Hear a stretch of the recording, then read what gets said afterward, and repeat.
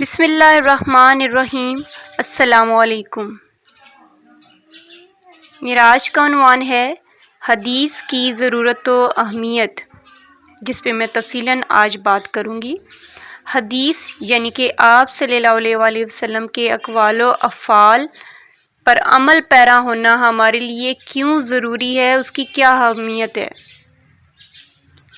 تو پہلا پوائنٹ ہے اطاعت رسول کی اہمیت، کہ اطاعت رسول کیوں ضروری ہے، حدیث پر عمل پیرا ہونا کیوں ضروری ہے۔ دین اسلام میں یہ بات مسلمہ اصول کی حیثیت رکھتی ہے کہ اسلامی عقائد میں اللہ پر ایمان لانے کے بعد آپ صلی اللہ علیہ وآلہ وسلم پر ایمان لانے کا درجہ ہے۔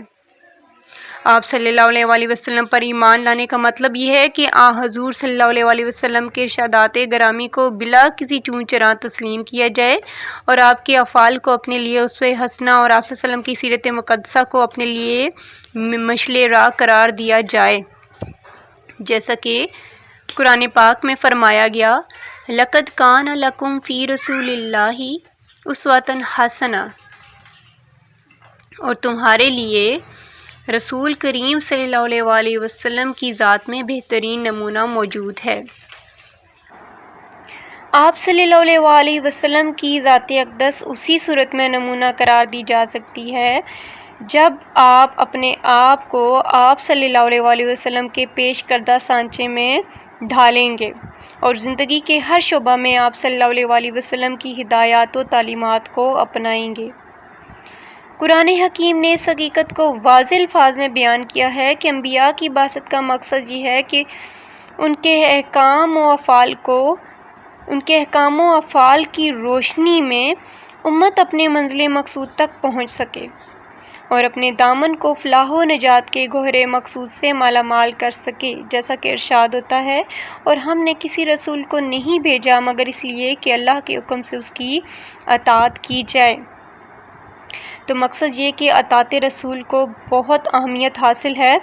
رسول بھیجنے کا مقصد ہی اللہ تعالیٰ کا یہ تھا کہ ہم اپنی منزل مقصود تک پہنچیں، ہم سیدھی راہ حاصل کریں، اور ہمیں سیدھی راہ کی طرف لانے کے لیے ہی انبیاء اور رسول بھیجے گئے۔ ٹھیک ہے، ان کا مقصد ہی یہی تھا، اس لیے ہم پر واجب ہے کہ ہم ان کی اطاعت کریں۔ قرآنی حکم سے بھی آپ کو واضح ہو گیا کہ اطاعت کے لیے ان کو بھیجا۔ سوال ہے کہ انبیاء کیوں واجب الاطاعت ہوتے ہیں؟ اسلامی نقطۂ نظر سے اصل متاع اللہ کی ذات ہے۔ قرآن میں فرمایا گیا حکم صرف خدا کا ہے۔ اس آیت کی روح سے ذات خداوندی کے سوا حکم صادر کرنے کا حق کسی کو حاصل نہیں، بنابراین رسول و نبی اس لیے واجب الاطاعت ہوتے ہیں کہ وہ اپنی مرضی سے کچھ نہیں کہتے۔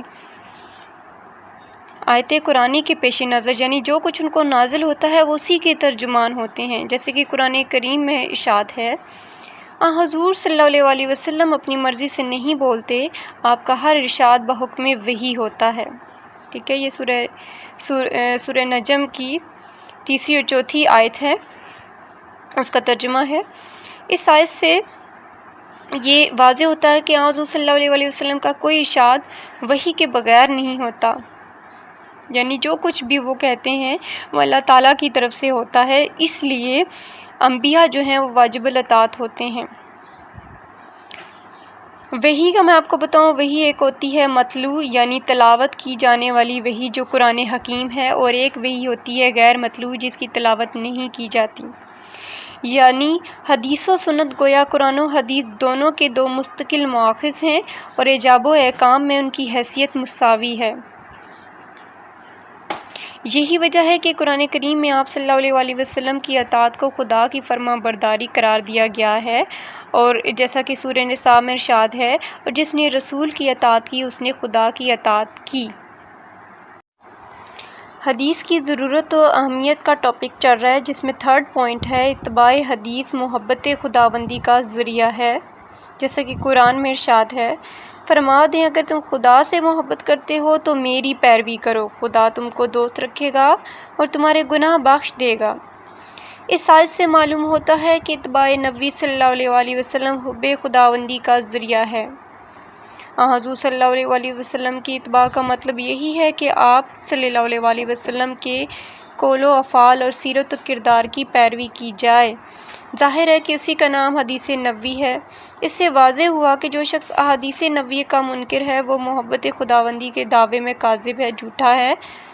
ٹھیک ہے، تو واضح ہے کہ اللہ سے خوشنودی حاصل کرنے کا ذریعہ ہے کہ آپ صلی اللہ علیہ وسلم سے محبت کیجیے، کیونکہ آپ صلی اللہ علیہ وسلم سے محبت اللہ تعالیٰ سے محبت ہے۔ حدیث قرآن حکیم کی روشنی میں۔ قرآن کریم کی متعدد آیات میں اطاعت رسول صلی اللہ علیہ وسلم کو ضروری قرار دیا گیا ہے۔ رسول صلی اللہ علیہ وسلم کی اطاعت اس لیے کی جاتی ہے کہ وہی ایک مستند ذریعہ ہے جس سے ہم تک اللہ تعالیٰ کے احکامات پہنچتے ہیں۔ ہم خدا کی عبادت صرف اسی طریقے سے کر سکتے ہیں کہ رسول صلی اللہ علیہ وسلم کی اطاعت کریں۔ رسول صلی اللہ علیہ وسلم کی پیروی سے منہ موڑنا خدا کے خلاف بغاوت ہے۔ اسی مضمون کو یہ حدیث واضح کرتی ہے۔ حدیث ہے، جس نے میری اطاعت کی اس نے خدا کی اطاعت کی۔ صرف یہی صورت باقی رہتی ہے کہ آپ صلی اللہ علیہ وسلم کے اقوال و ارشادات، آپ صلی اللہ علیہ وسلم کی سیرت و کردار اور آپ صلی اللہ علیہ وسلم کے بیان کردہ جو احکامات ہیں ان کو واجب الاطاعت قرار دیا جائے اور ان کو عملی صورت میں اپنایا جائے۔ ظاہر ہے کہ ان سب کا مجموعہ حدیث نبوی صلی اللہ علیہ وسلم کی صورت میں ہمارے پاس محفوظ ہے۔ حدیث کا تحفظ و بقا جہاں حضور صلی اللہ علیہ وسلم کی عظیم خصوصیت ہے، وہاں آپ صلی اللہ علیہ وسلم کو دیگر انبیاء اور رسولوں میں ایک امتیازی مقام بھی عطا کرتی ہے۔ پھر حدیث کی ضرورت اور اہمیت اس سے بھی واضح ہوتی ہے، جیسا کہ قرآن میں ذکر ہے، اور ہم نے یہ ذکر قرآن آپ کی طرف نازل کیا، آپ یعنی کہ آپ صلی اللہ علیہ وسلم کی طرف نازل کیا تاکہ آپ لوگوں کے لیے اس کتاب کی تشریح کر دیں اور ان کی طرف اتاری گئی ہے، یعنی آپ صلی اللہ علیہ وسلم کی طرف جو قرآن پاک اتاری گئی ہے، ٹھیک ہے، جو ذکر اتارا گیا ہے، آپ صلی اللہ علیہ وسلم اس کی تشریح کر کے بتائیں۔ تو اس سے واضح ہوتا ہے کہ آپ صلی اللہ علیہ وسلم کی اطاعت ہمارے لیے کتنی ضروری ہے۔ ٹھیک ہے، پھر اس کے بعد اور بھی بہت سارے مقامات پر بہت ساری احادیث ہیں، بہت ساری قرآنی آیات ہیں جس سے یہ واضح ہوتا ہے کہ ہمارے لیے آپ صلی اللہ علیہ وسلم کی اطاعت بہت ضروری ہے۔ جب تک ہم آپ صلی اللہ علیہ وسلم کے قول، افعال اور ارشادات پر عمل نہیں کریں گے، ہم جو ہیں ہم کامل مومن نہیں بن سکتے اور ہم اللہ تعالیٰ کی خوشنودی نہیں حاصل کر سکتے۔ ٹھیک ہے، واضح طور پہ بتا دیا گیا ہے تشریح، تو آپ صلی اللہ علیہ وسلم تشریح کے لیے یعنی کہ اس کے شارع ہیں، قرآن پاک کی تشریح کرنے والے ہیں، اس کو واضح طور پر بیان کرنے والے ہیں۔ بہت سارے حکم تو ہیں لیکن ہمیں سمجھ نہیں آتی، جیسے نماز کا حکم ہے تو طریقہ نہیں ہے موجود قرآن پاک میں، ٹھیک ہے، تو طریقہ کس نے ہمیں سکھایا؟